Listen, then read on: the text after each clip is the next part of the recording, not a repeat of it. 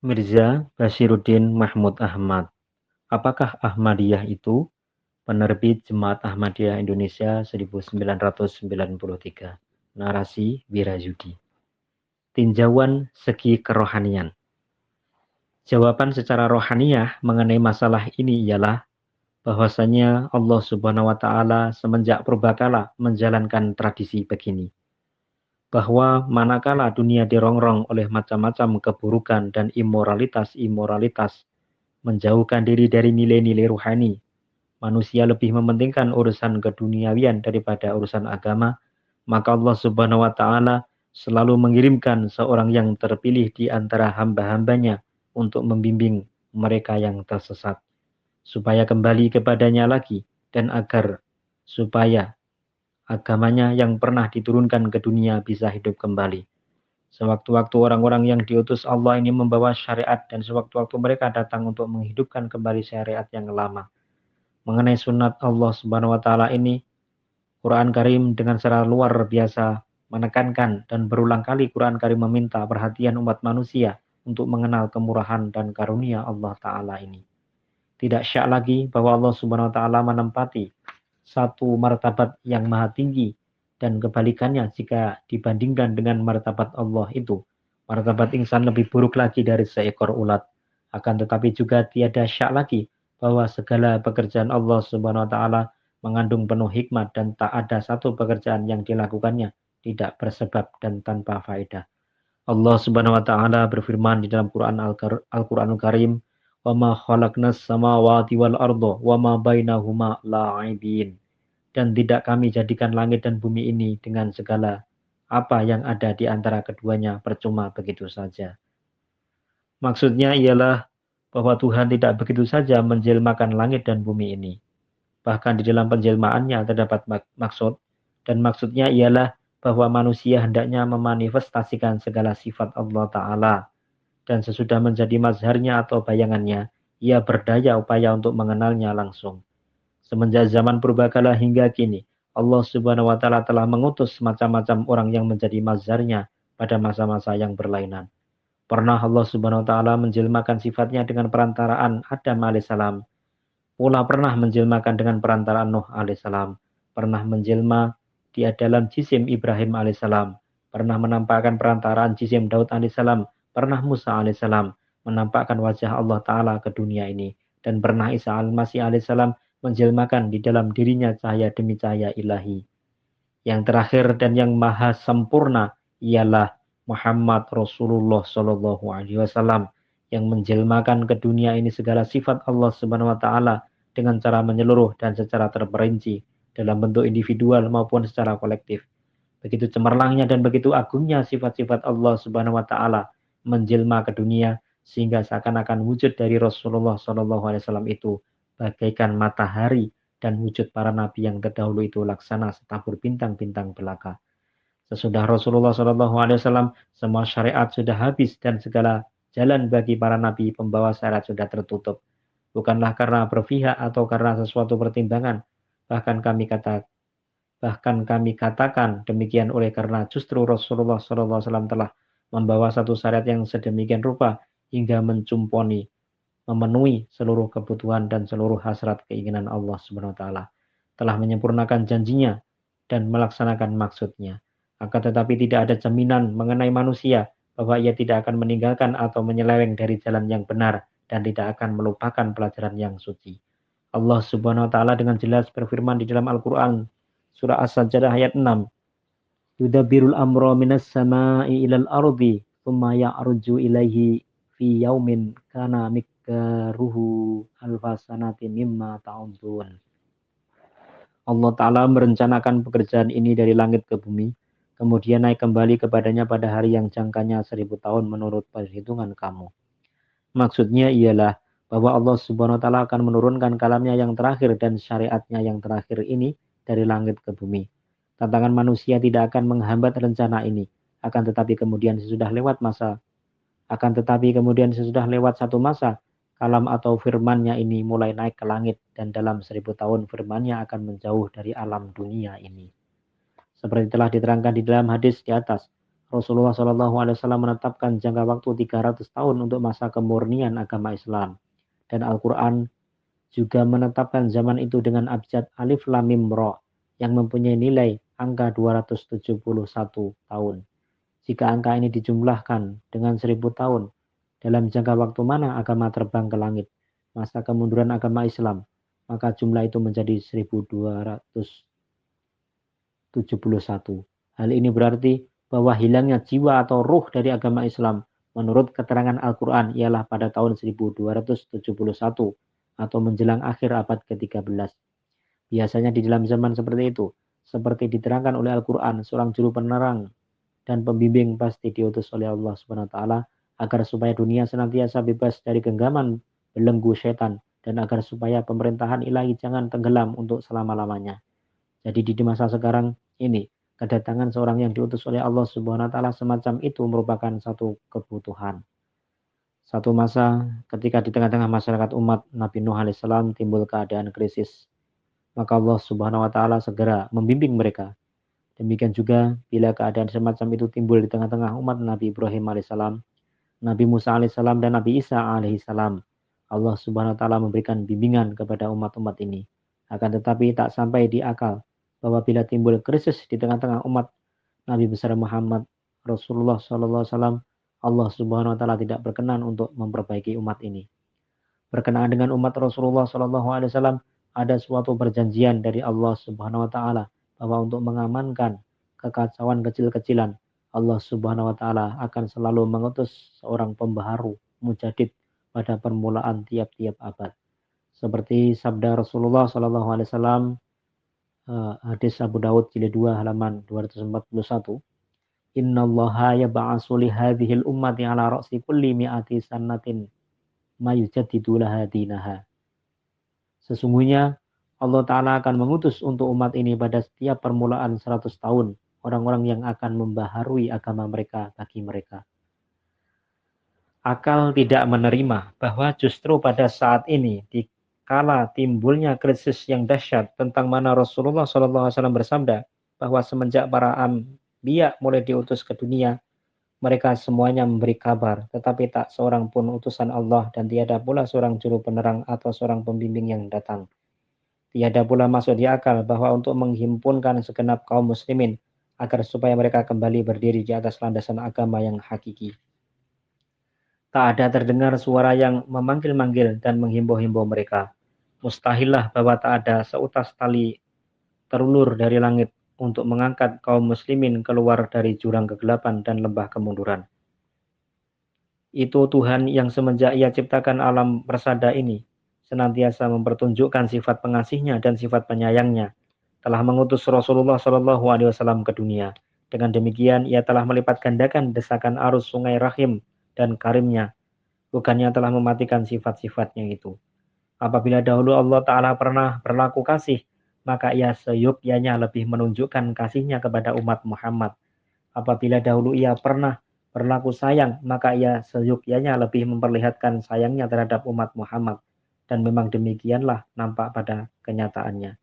Quran Karim dan hadis menjadi saksi tentang hal ini, bahwa manakala nampak gejala krisis di dalam umat Muhammad, maka Allah Subhanahu wa taala senantiasa mengutus seorang penggembala istimewa pula pada zaman akhir ini. Ketika nampak gejala fitnah Dajjal, maka kemenangan bagi agama Kristen, kekalahan secara lahir bagi agama Islam, dan kaum muslimin meninggalkan ajaran agama mereka lalu mengekor kepada kebiasaan dan tradisi dari bangsa yang lain.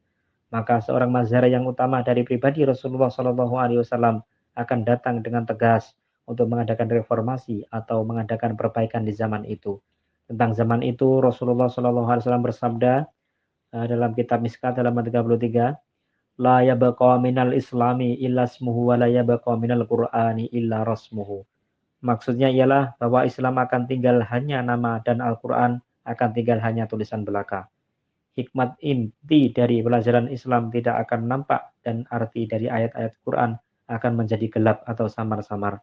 Pendek kata, wahai saudara-saudara, sesungguhnya Jemaat Ahmadiyah ini berdiri sejalan dengan sunnah ilahi dan sesuai dengan nubuatan-nubuatan kabar gaib dari Rasulullah SAW dan para nabi sebelum beliau, yang menerangkan tentang zaman ini. Andai kata terpilihnya Hadrat Mirza Ghulam Ahmad guna memikul tugas seperti dipaparkan di atas tidak cocok, maka kekeliruan ini adalah atas tanggungan Allah Subhanahu wa taala. Hadrat Mirza Ghulam Ahmad tidak bersalah. Akan tetapi jika sesungguhnya Allah Subhanahu wa taala itu satu, zat yang maha mengetahui tentang segala yang gaib, dan baginya tidak ada rahasia yang tersembunyi, dan di dalam segala amal perbuatannya terkandung hikmat yang berlimpah-limpah, maka baiklah diketahui bahwa pilihannya kepada Hadrat Mirza Ghulam Ahmad itu adalah pilihan yang tepat, dan dengan menerima beliau ini, kebaikan akan datang kepada kaum muslimin khususnya dan kepada masyarakat dunia umumnya. Beliau tidaklah membawa amanat yang baru, melainkan amanat itu yang dahulu pernah disampaikan oleh Rasulullah Shallallahu Alaihi Wasallam ke dunia, dan dunia telah melupakannya. Amanat yang dikemukakan oleh Al-Quran itulah yang dunia telah membelakanginya. Amanat itu mengatakan bahwasanya pencipta dari alam maya pada ini adalah satu zat yang maha esa. Dia telah menjelmakan insan untuk mewujudkan kecantikannya dan silaturahimnya, guna memamerkan sifat-sifatnya. Ia menjelmakan manusia untuk menjadi perantara. Seperti firman Allah dalam surah Al-Baqarah ayat 31. Idz qala rabbuka lil malaikati inni ja'ilun fil ardi khalifah. Ketika Tuhan engkau berkata kepada malaikat, sesungguhnya aku akan menjadikan di atas muka bumi ini seorang wakil pribadiku, khalifah. Jadi Nabi Adam alaihissalam beserta keturunannya adalah merupakan khalifah atau wakil dari Allah Subhanahu wa taala. Mereka itu dijelmakan untuk memanifestasikan sifat-sifat Allah taala ke dunia. Maka jadilah kewajiban bagi segenap umat manusia agar mereka membentuk kerangka kehidupan mereka sesuai dengan sifat-sifat Allah Subhanahu wa taala itu. Sebagaimana seorang wakil selalu harus menyesuaikan segala tindak tanduknya kepada kemauan orang yang diwakilinya. Dan sebagaimana seorang pesuruh sebelum ia melaksanakan suatu pekerjaan yang baru baginya, ia harus meminta petunjuk dari majikannya. Demikianlah pula kewajiban manusia ialah harus mengadakan perhubungan sedemikian rupa, sehingga Allah Subhanahu wa taala selalu memberikan bimbingan dan dalam tiap-tiap langkah dan tiap-tiap pekerjaannya. Dan ia harus mencintai Allah Subhanahu wa taala lebih daripada kecintaannya kepada segala macam benda, dan di dalam segala macam urusan ia sumerah kepada kebijaksanaannya. Untuk meyakinkan terhadap kewajiban inilah Hadrat Masih Maud alaihissalam datang ke dunia ini. Tugas beliau ialah untuk menarik orang-orang yang berkecimpung dalam urusan keduniaan supaya menjadi orang-orang yang beragama, untuk mendirikan tahta kerajaan Islam di dalam hati sanubari manusia dan menempatkan kembali wujud Nabi Muhammad Rasulullah Shallallahu Alaihi Wasallam di dalam mahligai kerohanian mereka, yang kebalikannya sedang terus-menerus digempur oleh kekuasaan syaitan dari luar dan dalam untuk menurunkan beliau dari mahligai kerohanian mereka itu. Langkah pertama untuk mewujudkan maksud dan tujuan ini, Hadrat Masih Maud alaihissalam memperingatkan kaum muslimin terhadap pentingnya isi dan bukannya kepada kulit. Dalam hal ini beliau menekankan bahwa hukum yang zahir ekstern pun amat pentingnya, akan tetapi tanpa adanya jiwa, kemajuan tidak akan dapat dicapai. Oleh sebab itu beliau mendirikan sebuah jemaat, dan di dalam perjanjian bayatnya ditetapkan sebuah syarat bahwa siapa-siapa yang masuk ke dalam jemaat ini harus berikrar bahwa saya akan mendahulukan kepentingan agama daripada urusan dunia. Pada hakikatnya, penyakit inilah yang melumpuhkan kaum muslimin, yang tak ubahnya seperti bubuk rayap makan kayu. Sekalipun kemuliaan dunia sudah terlepas dari garibaan mereka, tetapi mereka masih juga mendambakan dunia. Dalam tanggapan mereka, kejayaan Islam itu berarti ia menguasai kerajaan. Di dalam khayalan mereka, kemajuan Islam itu berarti nampaknya kemajuan di bidang pendidikan dan perekonomian dari orang-orang yang mengaku beragama Islam. Padahal Rasulullah SAW datang ke dunia ini tidak dengan maksud agar orang-orang cukup mengaku di mulut saja jadi muslimin. Supaya jadi muslim sejati yang berkualitas seperti oleh Al-Quran digambarkan dengan perkataan dalam surah Al-Baqarah ayat 113. Man aslama wajahahu lillah. Yang maksudnya bahwa ia punya wujud semuanya diserahkan kepada Allah Ta'ala dan hasrat keduniaannya tunduk kepada hasrat keagamaannya. Nampaknya hal ini adalah suatu hal yang lumrah, akan tetapi pada hakikatnya disinilah letak perbedaannya antara Islam dan agama-agama yang lain. Islam tidak mencegah orang-orang mencari kekayaan ilmu, memajukan perniagaan, perindustrian, dan pertanian, atau berjuang untuk memperkokoh kedudukan negara dan bangsanya. Islam hanya semata-mata bercita-cita merombak jalan pikiran manusia. Tujuan dari usaha manusia di dunia ini mempunyai dua macam corak. Yang satu bertujuan hendak memperoleh isi dengan melalui kulit dan yang lainnya bertujuan hendak memperoleh kulit dengan melalui isi. Siapa-siapa yang mengharapkan untuk mencapai isi melalui kulit, tidaklah dapat dipastikan bahwa dalam usahanya itu akan berhasil. Bahkan keseringannya, kegagalannya lah yang dijumpainya. Akan tetapi, siapa-siapa yang bertujuan untuk mendapat isi, dia akan memperoleh kulitnya juga. Rasulullah Shallallahu Alaihi Wasallam beserta para pengikutnya telah berjuang demi untuk agama, akan tetapi tidaklah berarti bahwa mereka tidak merasakan kenikmatan-kenikmatan duniawi. Ini merupakan hal yang wajar bahwa kemewahan dunia berlari-lari seperti kacung-kacung mengikuti di belakang mereka yang memperoleh sukses dalam lapangan agama. Akan tetapi tidaklah merupakan satu syarat bagi orang untuk memperoleh sukses dalam agama itu dengan merintis akan keduniaan. Seringkali mereka yang menjalankan praktek semacam itu gagal, bahkan imannya yang ada padanya pun seringkali berceceran lepas dari tangannya. Jadi Hadrat Masih Maud dengan perintah Allah Subhanahu wa taala telah membelokkan perhatian dunia ke arah agama sambil mengikuti jejak langkah para nabi yang dahulu. Di masa beliau dalam kalangan muslimin terdapat dua macam aliran. Aliran pertama berpendirian bahwa kaum muslimin sudah lemah keadaannya. Oleh karena itu kaum muslimin harus berusaha untuk memperoleh kekuasaan dunia. Aliran yang kedua digerakkan oleh beliau mengatakan bahwa manusia harus kembali ke pangkuan agama dan konsekuensinya pasti bahwa Allah Subhanahu wa taala dengan sendirinya akan memberikan kemuliaan dunia ini juga.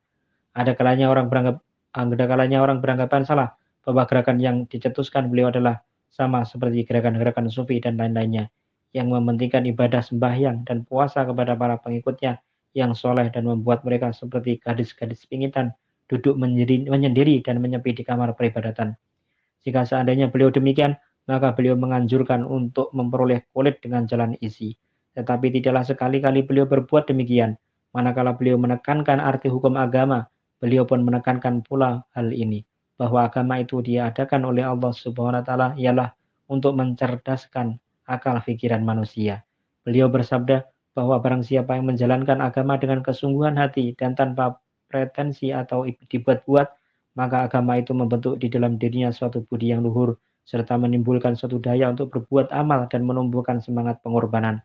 Beliau menganjurkan agar supaya orang-orang mukmin menjalankan agama dengan sebenar-benarnya, melakukan ibadah sembahyang, puasa, naik haji ke tanah suci Mekah, dan membayar zakat yang semuanya harus dijalankan sesuai dengan apa yang digariskan oleh Al-Quran. Quran Karim tidak menghendaki sembahyang yang berupa demonstrasi gerakan-gerakan jasmani belaka, tidak menghendaki puasa yang hanya untuk menderita lapar semata, meninggalkan kampung halaman tanpa ada faedahnya, dan membayar zakat sebagai suatu penghamburan harta belaka. Tentang sembahyang dikatakan oleh Al-Quran dalam surah Al-Ankabut ayat 46, Inna sholata tanha anil fahsya'i wal munkar.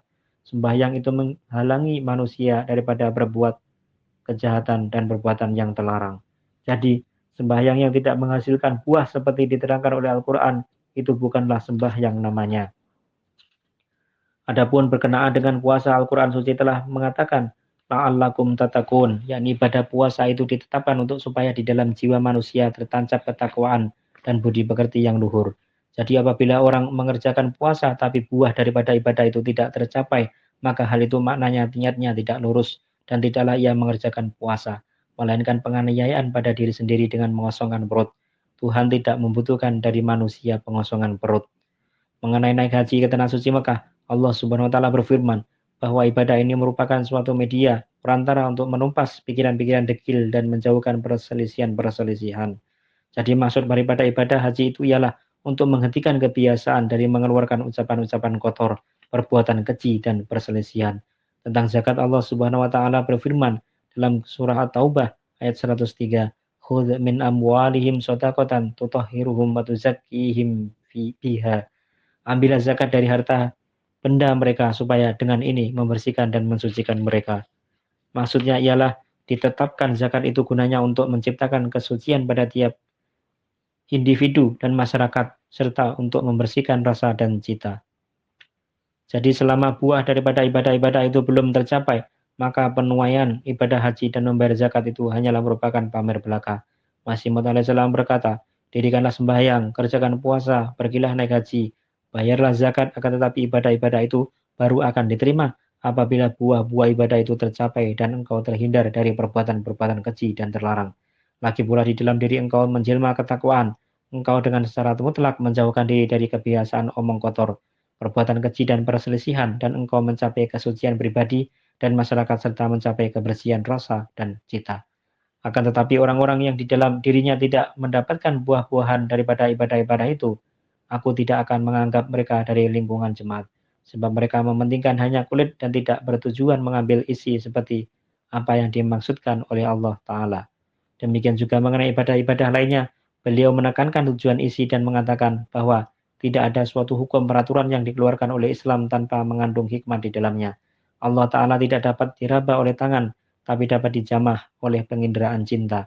Tujuan dari agama ialah bukan hanya menguasai atas panca indera lahir saja, melainkan manakala dia memerintahkan mata dan tangan, hal ini dimaksudkan untuk membersihkan hati sanubari dan emosi-emosi, sehingga itu kekuatan-kekuatan yang bermukim di diri manusia, dengan mana ia dapat melihat Allah Ta'ala, dapat meraba zat itu dengan sepuas-puasnya, dan daya-daya yang ada